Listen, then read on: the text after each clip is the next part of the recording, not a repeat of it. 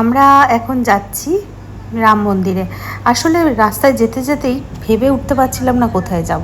তো কোনো একটা ধর্মীয় স্থানে যাওয়ার ইচ্ছা ছিল, তাই জন্য আমরা চলে গেলাম হাতিয়ারার যে রাম মন্দির আছে সেখানে। জানো তো, এখানে আমরা অনেক বছর আগে এসেছিলাম যখন মন্দিরটা নতুন তৈরি হচ্ছে। আবার অনেক বছর পর এলাম। পরিবারের সবাইকে নিয়ে বেরালে মনটা একটা অন্যরকম আনন্দে থাকে, তাই না বলো? সবাই আমরা খুব হাসি ঠাট্টা করছিলাম, কিন্তু আজকে আমার শাশুড়ি মা আসতে পারেনি। উনি এখানে আসলে খুব খুশি হতেন। মাসির যেহেতু শরীরটা খারাপ, মা তাই জন্য বাড়িতেই থেকে গেল। কত বড় হনুমানজি, বলো জয় শ্রীরাম,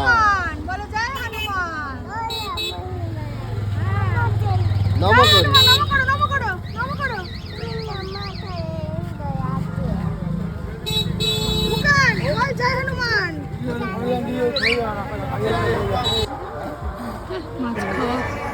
মাম্মাম কিন্তু ওর জাজার কোলে ঘুরে ঘুরে সব দিকটা দেখছে মন দিয়ে। এখন বাড়ি থেকে বেরোলেই মনে হয় কোনো ধর্মীয় স্থানে গিয়ে বসে থাকি চুপটি করে। এখানে এসে এত ভালো লাগলো চারিদিকের পরিবেশটা। এখানে আমি আমার বরকে একটা রিলস বানানোর জন্য বলছিলাম, সে তো লজ্জায় বললো আমি করতে পারবো না। যাই হোক, এখানে দেখো শিবশম্ভুর এত বড় একটা মূর্তি, আর ভীষণ ভালো লাগছে ওই জায়গাটা। মানে সন্ধেবেলায় হয়তো আরও সুন্দর লাগবে। আমি সন্ধেবেলা আসিনি কখনো।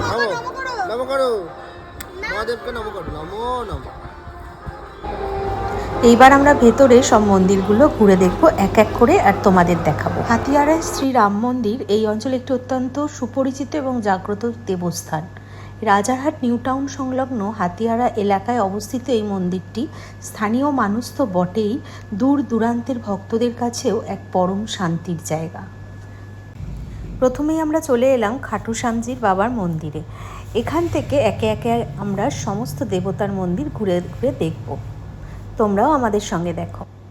রামনবমী এবং হনুমান জয়ন্তীর সময় এই মন্দির সব থেকে বড় উৎসবের আয়োজন করা হয়।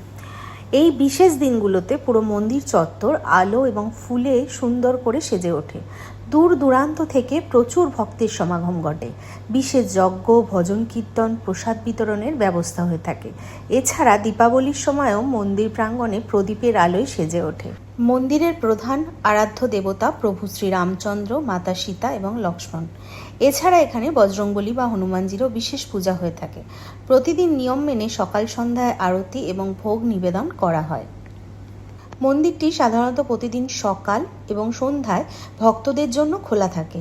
দুপুরের কিছু সময় গর্ভগৃহ বন্ধ থাকে। সকালে ভোর 5:30 থেকে 6টার মধ্যে মন্দির খোলা হয়ে যায় এবং 12টা পর্যন্ত, মানে দুপুর 12টা পর্যন্ত মন্দির খোলা থাকে। আর দুপুরে ওই 12টা থেকে বিকেল 4টে পর্যন্ত মন্দির কিন্তু বন্ধ থাকে। ওই সময় তোমরা কোনো ভগবানের দর্শন পাবে না। আর সন্ধ্যার সময় বিকেল 4টে থেকে আবার রাত্রি 8:30 9টা পর্যন্ত মন্দির খোলা থাকে। আর সন্ধ্যা আরতি ঠিক 6:30 থেকে 7টার মধ্যেই হয়। সব মন্দির ঘুরে এবার যেই এই রাক্ষসীর মুখে আমরা ঢুকেছি, আমার মাম্মাম তো খুব ভয় পেয়েছিল প্রথমে। তারপরে বুঝলো যে না, এটা কোনো ভয়ের ব্যাপার না। তারপরে চারিদিকটা ঘুরে ঘুরে দেখছিল। তো দেখো, এখানে আমরা সবাই নমস্কার করে নিলাম ঠাকুরকে। আর খুব সুন্দর করেছে জায়গাটা। আরও ভবিষ্যতে গোছানো হবে আশা করি, কারণ জায়গাটা না আরও অন্যরকম ছিল যখন নতুন তৈরি হচ্ছে। এখন আরও অনেক কিছু তৈরি হওয়া বাকি আছে, সেটাও নিশ্চয়ই হবে।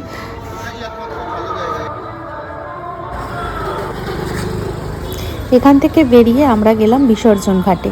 তো এই ঘাটটা ইতিমধ্যে খুব ভাইরাল হয়েছে, সবাই দেখছি গিয়ে বসে আছে। তো আমরাও ভাবলাম একটু ঘুরে আসি।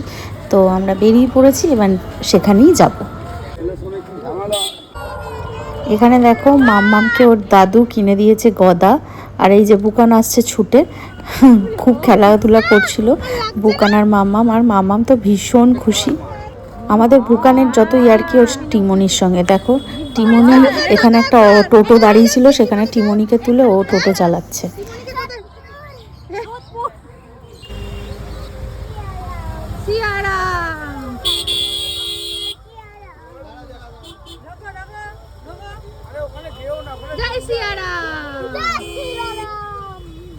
গাছে কত খেজুর হয়েছে গো, পাকলে যা হবে না। এই যে গাছে যদি আমি কোনো ফল দেখেছি, তো আমার মনে হয় যদি একটু পারতে পারতাম। নেক্সট ডেস্টিনেশনে চলে এসেছি আমরা, নিউ টাউনের ভাসান ঘাটের এখানে। চলো, আমি ফার্স্ট টাইম এলাম, তোমাদেরকে দেখাই।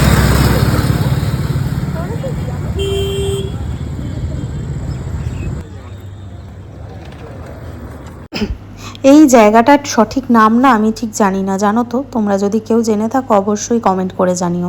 এটা প্রচুর রিলসে ভাইরাল হয়েছে, সেটাও দেখলাম। তো এখানে প্রচুর ফুড স্টল আছে, আর তোমরা যদি আসো এখানে প্রচুর খাওয়া দাওয়ার একটা অপশান পেয়ে যাবে। আমার মামাম কিন্তু ঘুমিয়েছিল, তারপরে দেখো উঠে গেছিলো। ওরা ভেতরে গিয়ে প্রচুর মজা করেছে বাচ্চারা। আমি আর ভেতরে ঢুকিনি, আমি আর আমার হাজব্যান্ড বাইরেই ছিলাম। সব মিলিয়ে আজকের দিনটা আমরা দারুণ দারুণ কাটালাম। মাঝে মাঝে এরকম একটু দিন খুব দরকার। একটু একঘেয়েমি জীবন থেকে মাঝে মাঝে টুক করে বাড়ির কাছেই যদি ঘুরে আসা যায় তাহলে মন্দ হয় না, তাই না বলো? সন্ধে হলেই আমার মতো মনটা ঘুরু ঘুরু কাদের হয় অবশ্যই কমেন্ট করে জানিও। আর এই জায়গায় কারা কারা ঘুরে এসেছো সেটাও কিন্তু জানিও। আজকের মতো টাটা, দেখা হবে নেক্সট ব্লগে। বাই বাই, সবাই খুব ভালো থেকো।